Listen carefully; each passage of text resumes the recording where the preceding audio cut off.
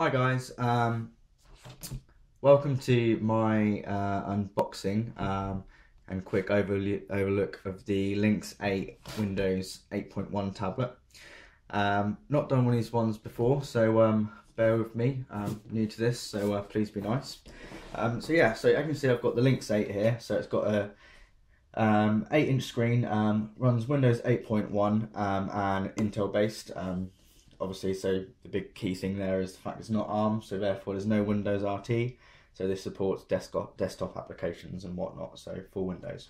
You can pick these up at the moment really cheap. So I decided to, because I wanted to see what a Windows tablet at this spec and this price bracket could do. So I am going to be putting it through its paces a little bit.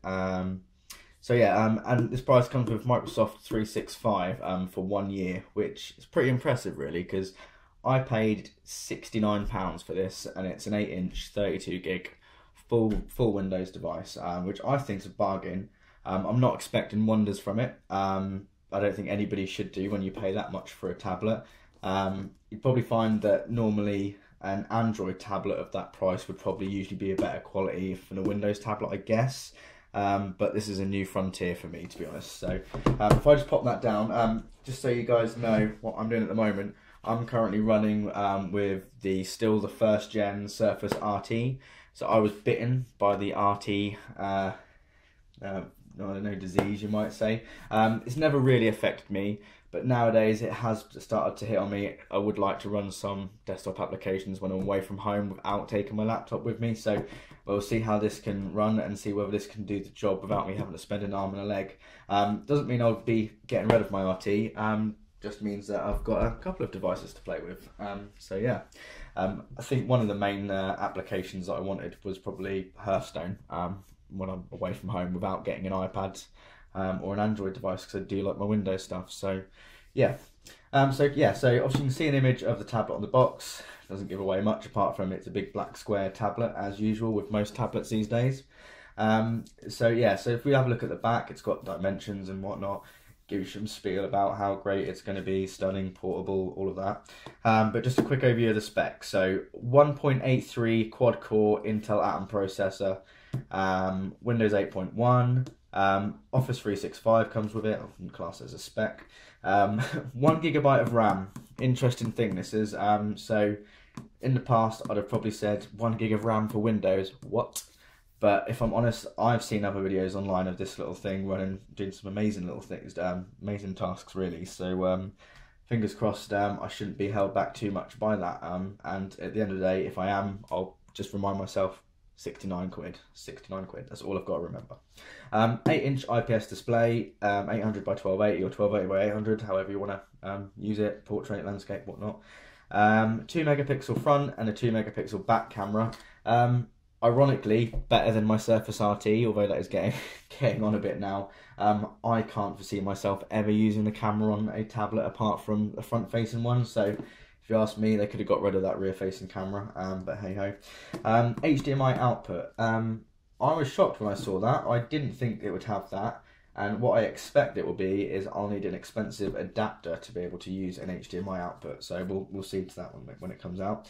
32 gigs of storage. So the Linx 8 you can get quite commonly with a 16 gigabyte of storage.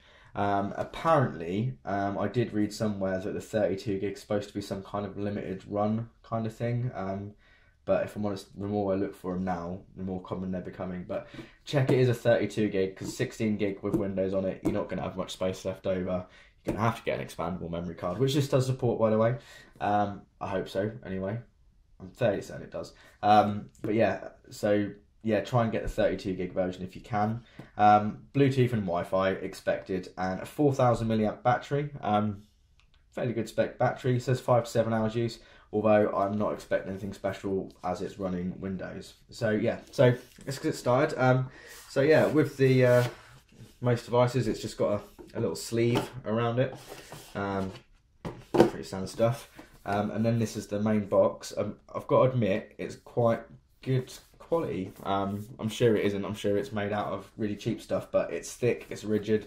It feels strong. It doesn't feel like I should have a cracked screen in this bad boy. Nice and simplistic. So let's take this lid off. Wasn't quite as smooth as what an iPad could be, maybe, unboxing, but yeah. Straight away we can see we've got the tablet there. I couldn't say it looks like it's delicately packed in the sleeve, but hey ho. So I'm just going to pop that to the side and go through the boring stuff first. But yeah, so we'll just pop that there. We'll pop that over here. So under this piece of card, what have we got?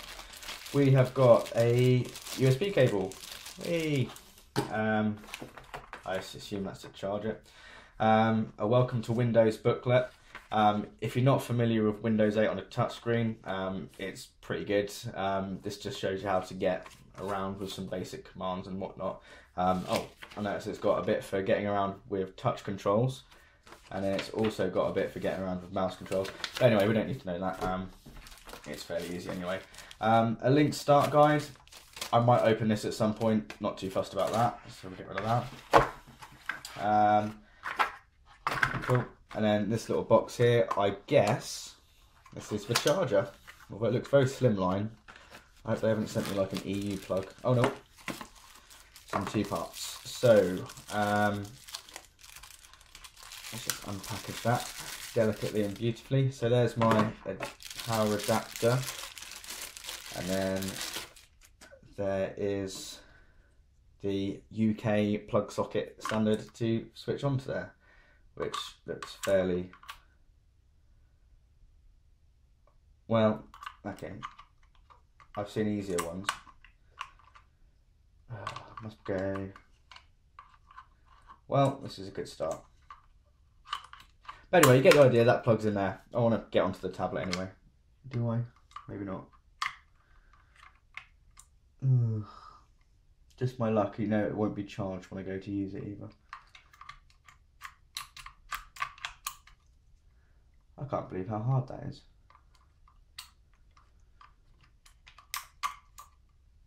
Oh, I see. Yeah, ignore me. There's 4 teeth on it after. Right, so let's have a little look at the tablet. Got this cover on it. There's a lot of dust and stuff at the factory wherever this is made. I'm not overly impressed. Cool, so it's got a screen protector on the device. Sorry if you're getting any glare there. I hope not anyway, or it will be a little bit. So yeah, so device 8-inch screen.